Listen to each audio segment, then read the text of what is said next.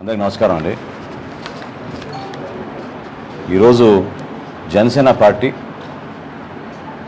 రాష్ట్ర వ్యాప్తంగా జగన్మోహన్ రెడ్డి గారి పరిపాలన గురించి అనేక అంశాలపైన వాస్తవాల్ని ప్రజలకి అర్థమయ్యే విధంగా పేద ప్రజలు అనే నినాదంతో, పేద విద్యార్థులు అనే నినాదంతో, ప్రజల కోసం అద్భుతమైన సంక్షేమం చేస్తున్న నినాదంతో ఈ ముఖ్యమంత్రి ఏ విధంగా రాష్ట్ర ఖజానాని దోచేసుకుని అంతిమంగా మన రాష్ట్రానికి అపార నష్టం కలిగించే విధంగా వ్యవహరిస్తున్నారో అనేక సందర్భాల్లో మేము అండగడుతూనే ఉన్నాం. గతంలో మా పార్టీ అధ్యక్షులు పవన్ కళ్యాణ్ గారు ఇసుక విధానం గురించి, లిక్కర్ విధానం గురించి, అదేవిధంగా వాలంటీర్ వ్యవస్థ గురించి మాట్లాడినప్పుడు ఎవరు ఊహించని విధంగా ప్రభుత్వం నుంచే, ప్రభుత్వ కార్యక్రమాల్లో పాల్గొనే అధికారులే కేసులు పెట్టడం, దాడి చేస్తామని భయపెట్టించడం, ఇవన్నీ కూడా మేము చూస్తూనే వచ్చాం. గత వారం పేద ప్రజలు, పేద విద్యార్థులని బట్టలు నొక్కుతున్నానని అనేక సంక్షేమ కార్యక్రమాల గురించి మాట్లాడే ఈ మిడిమిడి జ్ఞానం కలిగిన ముఖ్యమంత్రి, హాఫ్ నాలెడ్జ్ ముఖ్యమంత్రి టోఫెల్ టెస్టులు తీసుకొచ్చి 3వ తరగతి నుంచి 10వ తరగతి వరకు మన ప్రభుత్వ పాఠశాలలో సంవత్సరానికి 156 కోట్ల రూపాయలు ఒక ఫారెన్ సంస్థకి ఫీజుల ద్వారా అప్పచెప్పడానికి ఆయన చేసిన ప్రయత్నం, ఆ అగ్రిమెంట్ క్లాజులతో సహా మేము విలేకరుల సమావేశంలో బయటపెట్టాం.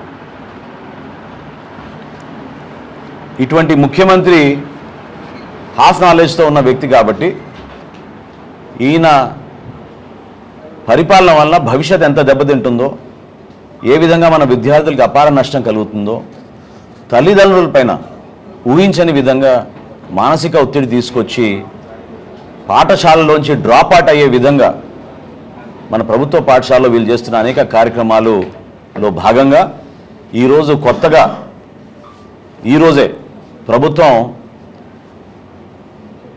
IBO అనే సంస్థతో ఒప్పందం చేసుకోబోతోంది.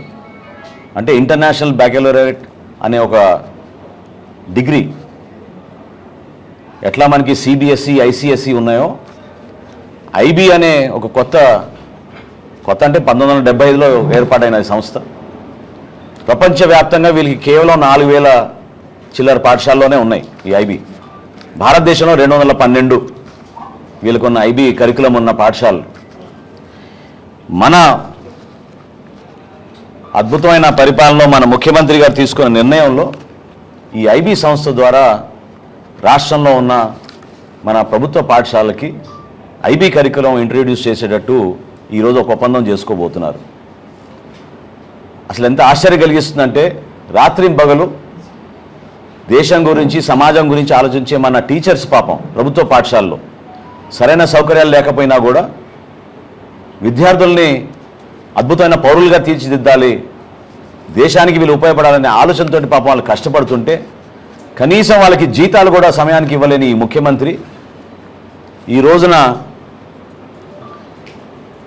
CBSE కరికులం తీసుకొస్తాను, English as a medium of instruction మనం ఏర్పాటు చేద్దామని చెప్పి పెద్ద పెద్ద మాటలు చేసి ప్రకటనలు చేసిన ఈ ముఖ్యమంత్రి చివరికి కేంద్ర ప్రభుత్వం నుంచి ప్రతి పాఠశాలకి CBSE ఎఫిలియేషన్ కోసం ₹1,00,000 ఫీజు కూడా మేము కట్టలేము అని వాళ్ళ దగ్గర నుంచి వేవర్ తీసుకొచ్చారు. ఎన్ని పాఠశాలలు చివరికి మన ప్రభుత్వంలో ఉన్న 44,000 పాఠశాలలో ఎన్ని పాఠశాలకి CBSE ఎఫిలియేషన్ వచ్చిందయ్యా అంటే 1005 పాఠశాలలు. ఈ 1005 పాఠశాలకు కూడా ప్రభుత్వం ₹1,00,000 మేము కట్టలేము అని చెప్పి కేంద్ర ప్రభుత్వం నుంచి వేవర్ తీసుకొచ్చారు. కేంద్ర ప్రభుత్వం అంగీకరించింది. మంచిదే కదా, CBSE కరికులం ఇంట్రడ్యూస్ చేస్తున్న ప్రభుత్వ పాఠశాలలో, భారతదేశంలో ఎక్కువ పాఠశాలలో ఈ కరికులమే ఉందని చెప్పి ఒప్పుకున్నారు. అసలు ఈ ముఖ్యమంత్రికి మన బిడ్డలు ఏం కరికులం తీసుకోవాలి అని చెప్పి అర్హత ఈయనకి ఏముందని నేను ప్రశ్నిస్తున్నాను. సుమారు 80 లక్షల మంది విద్యార్థులు మన ప్రభుత్వ పాఠశాలలో చదువుతుంటే ఆ బిడ్డలు వాళ్ళ తల్లిదండ్రులు కలిసి ఒక నిర్ణయం తీసుకోవాలి. ఎస్ఎస్సి రాద్దామా, సిబిఎస్ఈ రాద్దామా, ఐసిఎస్ఈ రాద్దామా, లేదా ఇంకా ప్రైవేట్ పాఠశాలకు వెళ్తే అక్కడ ఉన్న ఐబీఎం చదువుకుందాం అనేది వాళ్ళు తీసుకోవాల్సిన నిర్ణయం. బలవంతంగా ఈ ప్రభుత్వం ఏ విధంగా స్వలాభం కోసం, క్విడ్ ప్రోకో కోసం, ఖచ్చితంగా ఇది క్విడ్ ప్రోకో ఏవైతే ఈ ఒప్పందం ఈరోజు చేసుకోబోతున్నారో కోసం ఏ విధంగా ప్రభుత్వం ఈ నిర్ణయం తీసుకుంటుంది. ఒక్కసారి వివరాల్లోకి వెళ్తే చాలా ఆశ్చర్యకరమైన విషయం ఏంటంటే, ఇదే ప్రభుత్వంలో ఉన్న పాఠశాలలో రాబోయే రోజుల్లో ఈ ప్రభుత్వం ఈరోజు చేసుకోబోయే ఒప్పందం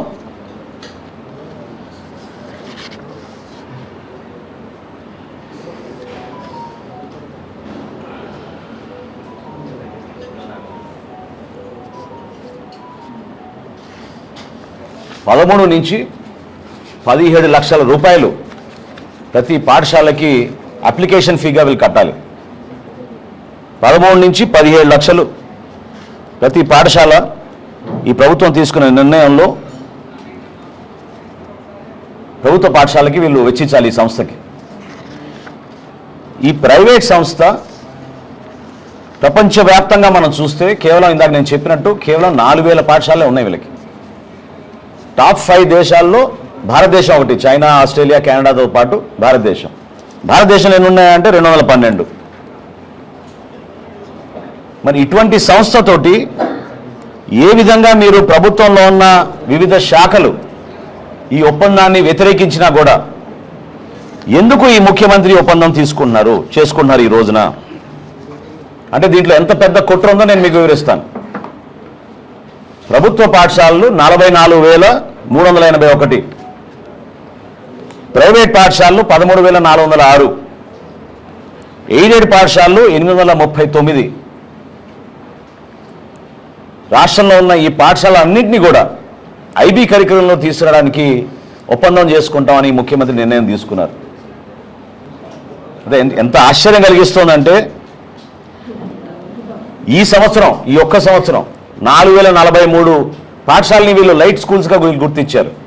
లైట్ హౌస్ స్కూల్స్గా మన రాష్ట్ర ప్రభుత్వం 4043 పాఠశాలలు. ఈ 4043 పాఠశాలలకి ఈ విదేశీ సంస్థకి ప్రభుత్వం వెచ్చించాల్సిన ఖర్చు, ఇందాక అన్నట్టు అప్లికేషన్ ఫీ ప్రతి పాఠశాలలోనూ కూడా $3,72,100. ఇది డాలర్స్లో పే చేయాలి, సింగపూర్ డాలర్స్లో $6,100. సో ఈ అమౌంట్ ఎప్పుడైనా మారుతూ ఉంటుంది, తగ్గదు, ఖచ్చితంగా పెరుగుతుంది. అదేవిధంగా క్యాండిడేట్ ఫీ అని పెట్టారు ప్రతి పాఠశాలకి $8,23,500. అంటే సుమారు 13 నుంచి 17 లక్షల రూపాయలు ప్రతి పాఠశాలకి ఈ ప్రభుత్వం ఇటువంటి ఒప్పందం చేసుకుంటే సంవత్సరానికి దాదాపు మనకి 487 కోట్ల రూపాయలు కేవలం ఫీజు ద్వారా ఈ ప్రైవేట్ సంస్థకి ప్రభుత్వం వెచ్చించబోతుంది. దీనికి తోడు సుమారు 100 కోట్లు కన్సల్టెన్సీ కోసం, సర్వీస్ ఫీజు కోసం. ఇంకా ఆశ్చర్యకరమైన విషయం ఏంటంటే, దీంట్లో 2 ప్రధానమైన బైండింగ్ క్లాజెస్ ఉన్నాయి అగ్రిమెంట్లో. ఎంత అపార నష్టం కలిగిస్తున్నారో ఈ ముఖ్యమంత్రి మీరు ఒకసారి రాష్ట్ర ప్రజలు ఆలోచించాలి. ఆ బైండింగ్ క్లాజెస్ ఏంటంటే, మొట్టమొదటిది ఈ కరికులం ట్రైనింగ్ ఇంకే సంస్థ కూడా ఇవ్వకూడదంట, కేవలం ఈ ఐబీ సంస్థనే ఇవ్వాలంట. ట్రైనింగ్ ఎవరికయ్యా? మన టీచర్స్కి. సంవత్సరానికి 1,200 నుంచి 1,500 కోట్ల రూపాయలు ట్రైనింగ్ అయ్యే ఖర్చు. అంటే ఏ స్థాయిలో ఈ స్కామ్ జరుగుతుందో అర్థం చేసుకోవాలి. ఉన్న జీతాలు కూడా ఇవ్వలేని పరిస్థితిలో మీరుంటే విదేశీ సంస్థకి మీరు మన ప్రభుత్వ టీచర్లకి మీరు ట్రైనింగ్ కోసం ఎక్స్క్లూజివ్గా, ఇది క్లాజ్ ఉంది అగ్రిమెంట్లో, ఎక్స్క్లూజివిటీ, ఇంకే సంస్థకి మీరు ఇవ్వకూడదు ట్రైనింగు అంటే మరి ఎంత అద్భుతమైన కార్యక్రమం సిబిఎస్ఈ కరికులం మనకి దేశవ్యాప్తంగా జరుగుతుంది.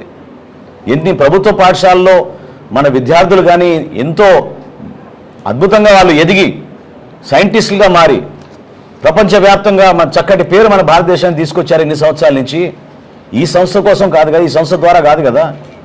ఎందుకు ఈ ముఖ్యమంత్రి గారికి ఇది ఈ సంస్థ పైన అభిమానం, ప్రేమ? ఎందుకు బలవంతంగా ఈ ఒప్పందం చేస్తున్నారు ఈ ఐబీ సంస్థలో?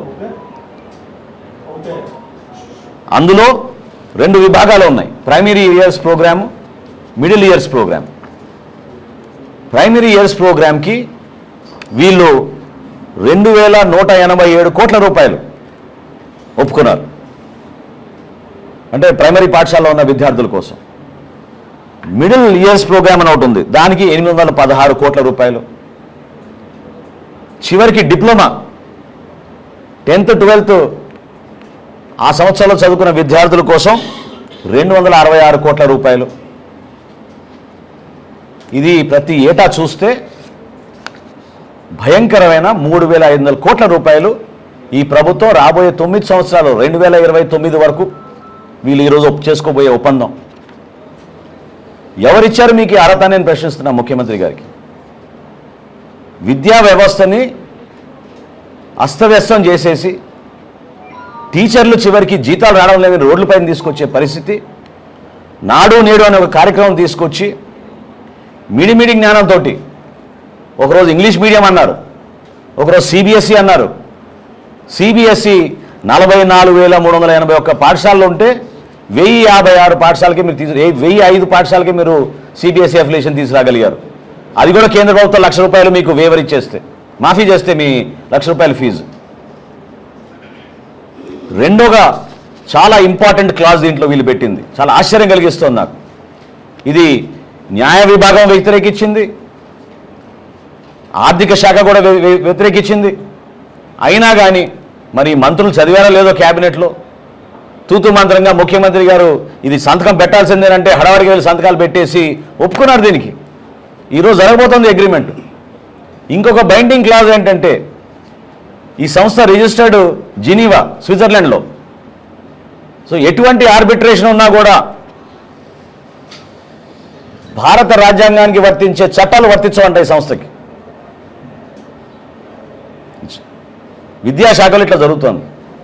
మన డబ్బు జినీవాలో స్విట్జర్లాండ్ లాస్ ప్రకారంగానే ఆర్బిట్రేషన్ జరగాలంట. ఇది బైండింగ్ క్లాజ్ వాళ్ళు పెట్టిన అగ్రిమెంట్లో. అసలు మంత్రులు ఏమైపోయారు, అధికారులు ఏమైపోయారు? ఎందుకు ఒక వ్యక్తి మూర్ఖంగా ప్రవర్తించుకుంటూ నేను చెప్పిందే చేయాలి, ఇది జరగాలి ఇది అని ఇంతమంది పాఠశాలలో చదువుకున్న మన విద్యార్థుల్ని, టీచర్స్ని, తల్లిదండ్రుల్ని, మన వ్యవస్థని, చివరికి మనకున్న నిధుల్ని కూడా దుర్వినియోగం అయ్యేటట్టు ఈయన ప్రవర్తిస్తుంటే మరి ఎందుకు ప్రభుత్వంలో ఉన్న పెద్దలు ఎవరు కూడా దీన్ని అడ్డుకోలేపారో నాకు కనపడడం లేదు. నిలబడాలి. మీడియా మిత్రుల ద్వారా రాష్ట్ర ప్రజలకు నేను చెప్పేది ఏంటంటే అసలు ఇటువంటి క్లాజెస్ ఎక్కడైనా ఉన్నాయా? ఎందుకు మీరు ఒప్పుకున్నారు ఈ బైండింగ్ క్లాజెస్కి? ఈ స్థాయిలో మీరు డబ్బులు దేనికి వెచ్చిస్తున్నారు? మన టోఫెల్లో కూడా చెప్పాను, టోఫెల్ ఎప్పుడు రాస్తారు? సంవత్సరానికి ఉభయ తెలుగు రాష్ట్రాల్లో అమెరికా వీసాలు వచ్చేది 40,000. 40,000 వీసాలు ఇస్తున్నారు. మీరు 3వ తరగతి నుంచి టోఫెల్ టెస్ట్ పెడతా అంటున్నారు. 80 లక్షల మన కోటి విద్యార్థులకు టోఫెల్ టెస్ట్ 3వ తరగతి నుంచి 10వ తరగతి వరకు మీరు టోఫెల్ టెస్టులు ఏర్పాటు చేసి సంవత్సరానికి 1,056 కోట్ల రూపాయలు మీరు ఫీజుల ద్వారా వెచ్చిస్తామని చెప్పి మీరు ఒప్పందం చేసుకుంటున్నారు. ఈరోజు ఈ సంస్థ ద్వారా సంవత్సరానికి 4,500 కోట్ల రూపాయల వరకు ఒప్పందం చేసుకుంటుంటే ఏ విధంగా మనకి మన విద్య కోసం, మన విద్య బోధన కోసం, మన టీచర్ల కోసం, మన తల్లిదండ్రులకి ఏ విధంగా ఉపయోగపడుతుందని చెప్పాలి ఈ ముఖ్యమంత్రి. ఇంత భారీ కార్యక్రమం ఇది స్కామ్ కాబోతే ఏమంటారు దీన్ని? ఎందుకు మీరు వీళ్ళకి అప్లికేషన్ ఫీజు, క్యాండిడేట్ ఫీజు ఈ స్థాయిలో మీరు వెచ్చిస్తున్నారు? సిబిఎస్ఈ కేంద్ర ప్రభుత్వం అద్భుతమైన కరికులం తయారు చేస్తే వాళ్ళు పెద్ద మనసుతోటి మా దగ్గర డబ్బులు లేవంటే ఆ ₹1,00,000 కూడా వాళ్ళు మాఫీ చేస్తే మీరు ఈ సంస్థకి 13 లక్షల రూపాయలు ఫీజు ఒక్కొక్క పాఠశాల కోసం ఎందుకు మీరు వెచ్చిస్తున్నారు? దీని వెనక అర్థం ఏంటి? ఇది క్విట్ ప్రోకో కాకపోతే ఏంటిది? ఈ 2 బైండింగ్ క్లాజెస్ గురించి కూడా నాకున్న సమాచారం మేరకు పాపం చాలామంది అధికారులు దీన్ని వ్యతిరేకించారు, ఇది తప్పని చెప్పారు. అయినా కానీ క్యాబినెట్లో ముఖ్యమంత్రి గారు అందరినీ బెదిరించో మరి ఏం చేశారో దీని వెనక ఏముందో కథ అందరూ కూడా దీన్ని ఆమోదించి ఈరోజు ఆ సంస్థ ద్వారా వీళ్ళు ఒప్పందం చేసుకోబోతున్నారు. ఇంత తతంగం చేస్తే 24 నెలలకి మనకున్న 44,000 పాఠశాలలో ఎన్ని పాఠశాలకు దీనికి గుర్తింపు వస్తాయంటే 679 పాఠశాలలు. కేవలం 679 పాఠశాలలు. దీనికి ఇంత తతంగం అవసరమా? దీనికోసం ఈ విధంగా మీరు విచ్చలవిడిగా డబ్బులు వృధా చేస్తున్నారు మన రాష్ట్ర ప్రభుత్వాన్ని, మన ప్రజలవి. దాని బదులు మీరు చక్కగా ఇన్ఫ్రాస్ట్రక్చర్ బిల్డప్ చేయొచ్చు, టీచర్లు జీతాలు పెంచవచ్చు, ఇంకా ఉన్నతంగా వీళ్ళకి బోధన శిక్షణ ఇచ్చేటట్టు చక్కటి ఎలక్ట్రానిక్ విధానాలు వాడచ్చు. ప్రభుత్వ పాఠశాలలో గతంలో మీరు చూశారు, ఇదే జిల్లాలో సర్వశిక్ష అభియాన్లో నేను ఆ రోజున 2008లో వచ్చినప్పుడు అక్రమాలకు భయంకరంగా పాల్పడుతుంటే జిల్లా అధికారిని ఆ రోజు సస్పెండ్ చేశాం. ఎందుకు ప్రభుత్వంలో పట్టుదల లేదు? ఈ రోజున ఇంత భారీ స్కామ్ జరుగుతుంటే, ఇంత డబ్బు వీళ్ళు ప్రైవేట్ ఇతర దేశాలకు సంబంధించిన సంస్థకి వీళ్ళు వెచ్చించడానికి సిద్ధమవుతుంటే మన సమాజం దీనికి తిరగబడాలి, నిలబడాలి. ఈ 2 బైండింగ్ క్లాజెస్ చాలా ఆశ్చర్యం కలిగించింది నన్ను. అగ్రిమెంట్లో ఉన్న 2 బైండింగ్ క్లాజెస్, ఎక్స్క్లూజివిటీ, అదేవిధంగా గవర్నింగ్ లా. చాప్టర్ నంబర్, పేజీ నెంబర్తో చెప్తా బొత్స సత్యనారాయణ గారికి ఒకవేళ తెలియపోతే ఇది వాస్తవమా కాదా ఈ అగ్రిమెంట్లో. పారా నంబర్ 2, పారా నంబర్ 4 ఏ విధంగా ఈ సంస్థకి మీరు ఒప్పందం చేసుకోగలుగుతారు రాష్ట్ర ప్రభుత్వం నుంచి? ఎంత అన్యాయం ఇది! అసలు మన చట్టాలు వాళ్ళకి వర్తించమని అనడం అసలు ఏమాత్రం సబబా ఇది రాష్ట్ర ముఖ్యమంత్రికి?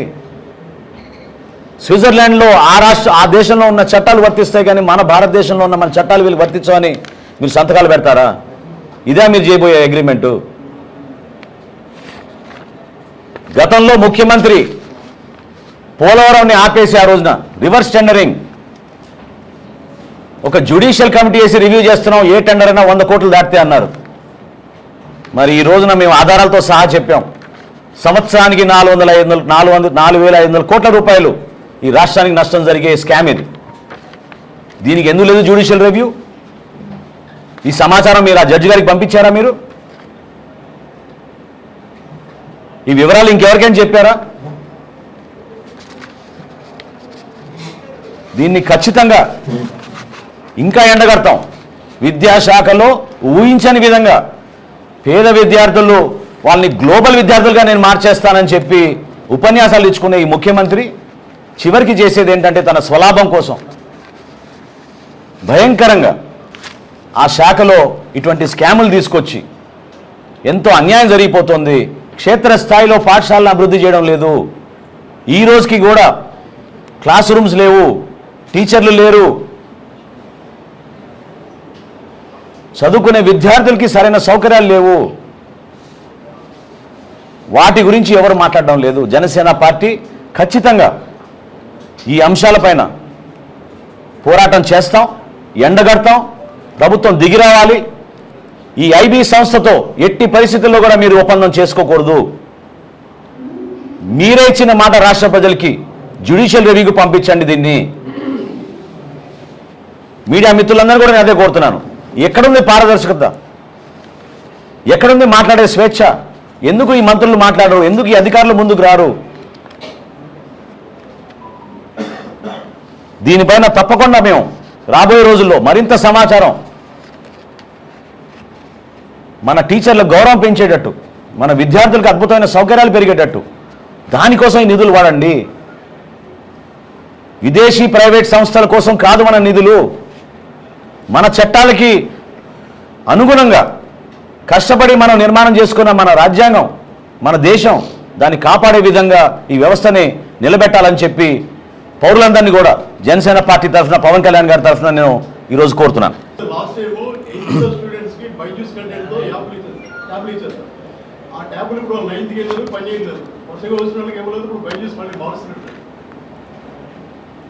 బైజూస్ గురించి మా పార్టీ అధ్యక్షుడు పవన్ కళ్యాణ్ గారు గతంలో కూడా చెప్పారు. కంటెంట్ క్రియేషన్ అని అంత మభ్యపెట్టి వందల కోట్ల స్కామ్ జరిగిందో, విద్యార్థులకు ఇచ్చిన పరికరాలు ఈ ట్యాబ్స్ ఏవైతే ఉన్నాయో ఈ రోజున మనం ఫీల్డ్ లెవెల్లో తిరిగితే వాటి పర్ఫార్మెన్స్ ఏమాత్రం కూడా బాగోలేదని తల్లిదండ్రులు అనేక సందర్భాల్లో మా దృష్టికి తీసుకొస్తున్నారు. అది కూడా ఒక పెద్ద స్కామ్.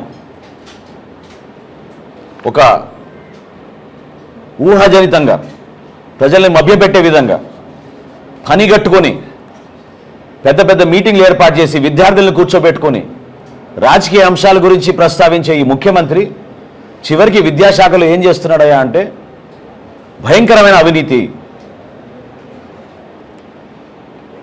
వాస్తవం గతంలో సర్వశిక్ష అభియాన్ కమిటీ చైర్మన్గా నేను ఉన్నప్పుడు ఈ జిల్లాలో పర్యటించి తిమింగ్లాలుగా ఉన్న అధికారుల్ని ఆ రోజు పట్టుకుని భయంకరంగా వాళ్ళు లూటీ చేసిన ఈ జిల్లాని ఆ రోజు నా వంతు నేను కృషి చేసి యాక్షన్ తీసుకోగలిగాను. డిమాండ్ చేస్తున్నా ఈ రోజున ముఖ్యమంత్రి స్వయంగా ఇటువంటి కార్యక్రమం చేస్తుంటే ఎందుకు మంత్రులు అడ్డుకోలేకపోయారు? ఎందుకు అధికార యంత్రాంగం దీనికి లా డిపార్ట్మెంట్ వ్యతిరేకించింది, ఫైనాన్స్ డిపార్ట్మెంట్ వ్యతిరేకించింది, అయినా కానీ మీరు అడ్డగోలుగా దీనికి సంతకాలు చేసి ఈ ఐబీ సంస్థతో ఎందుకు మీరు ఈ అగ్రిమెంట్ చేసుకుంటున్నారు?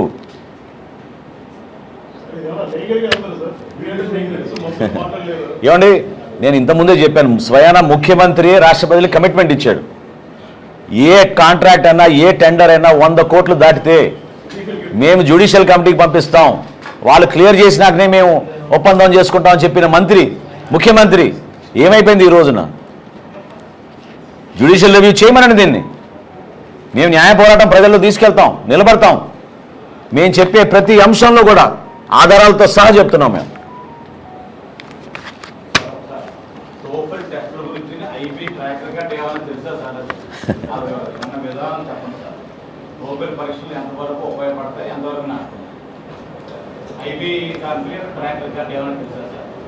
ఏమండి, మిడిమిడి జ్ఞానం కలిగిన ముఖ్యమంత్రి హాఫ్ నాలెడ్జ్తో రాష్ట్రాన్ని పరిపాలిస్తే ఎంత అపార నష్టం జరుగుతుందో ఇదొక ఉదాహరణ. మీరు అడిగిన ప్రశ్న మాట్లాడుతున్నాను నేను మీతో. మీరు ఓపికగా వింటే నేను మీకు సమాధానం చెప్తా. టోఫెల్ సంస్థ ఒకవేళ టెస్ట్ నిర్వహిస్తే, ఒక విద్యార్థి డబ్బులు దానికి వెచ్చించి టెస్ట్ రాస్తే దాని స్కోర్సు అంటే ఆ టెస్ట్ రిజల్ట్ కేవలం 2 సంవత్సరాలకి దాని వ్యాలిడిటీ. 3వ తరగతి నుంచి మీరు పాఠశాలలో మీరు టెస్టులు రాయించుకుంటూ పోతే 10వ తరగతి వరకు విద్యార్థి టోఫెల్ టెస్ట్ రాయాల్సింది అమెరికాలో యూనివర్సిటీకి అప్లై చేసుకున్నప్పుడు 1 సంవత్సరం ముందు రాస్తాడు. అంటే ఇంటర్మీడియట్ అయిపోవాలి, డిగ్రీ అయిపోవాలి. 10వ తరగతి వరకు మీరు ఎందుకు పెడుతున్నారు ఈ టోఫెల్ టెస్టు? ఏమైనా అర్థం ఉందా దీంట్లో? అది స్కాండల్ కాకపోతే, స్కామ్ కాకపోతే ఏంటది?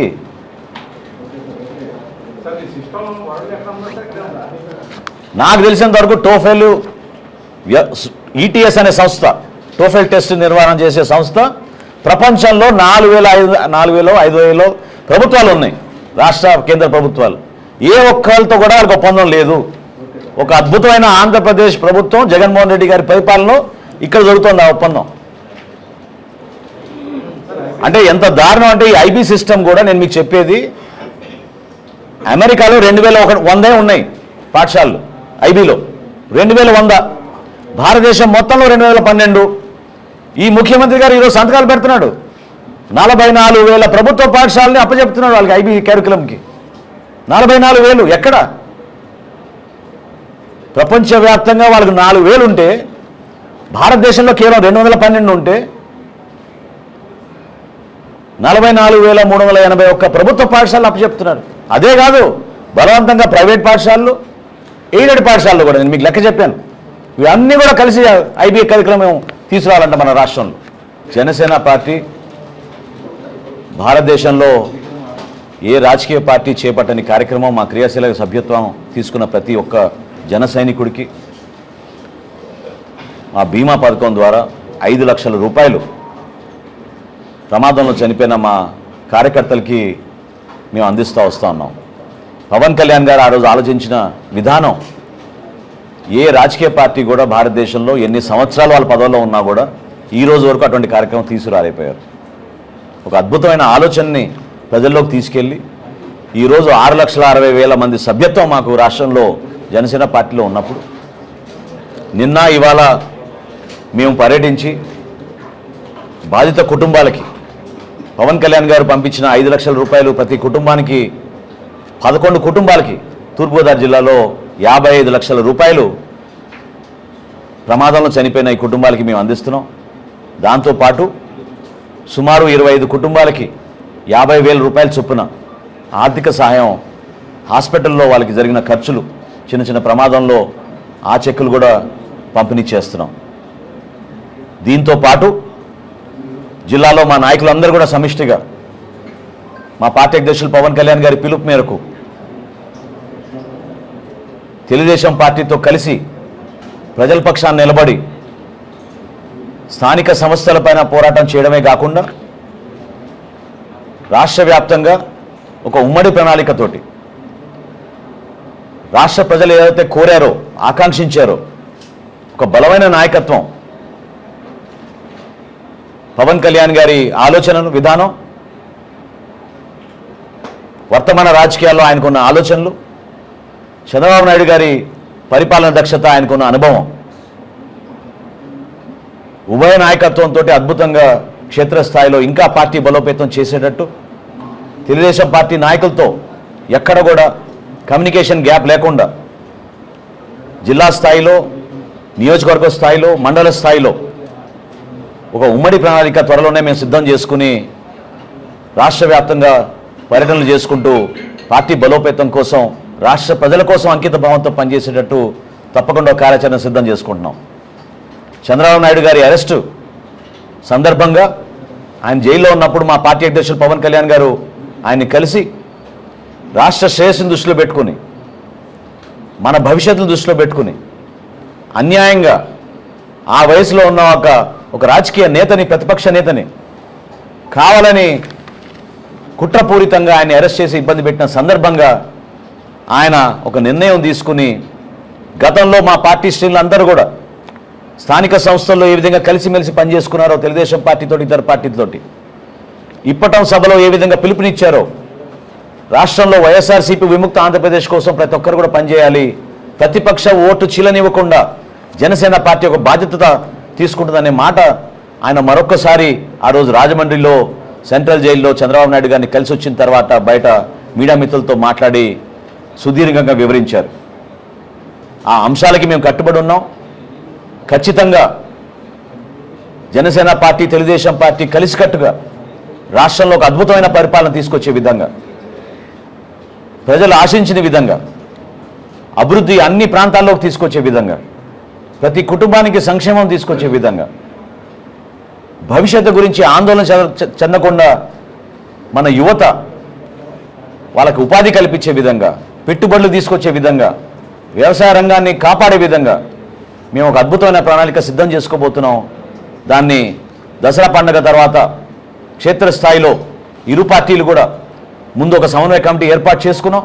సమన్వయ కమిటీలో కొన్ని నిర్ణయాలు తీసుకుని మా పార్టీ కార్యక్రమాలతో పాటు ఇరు పార్టీల నాయకులు కలిసికట్టుగా రాష్ట్ర వ్యాప్తంగా పర్యటించి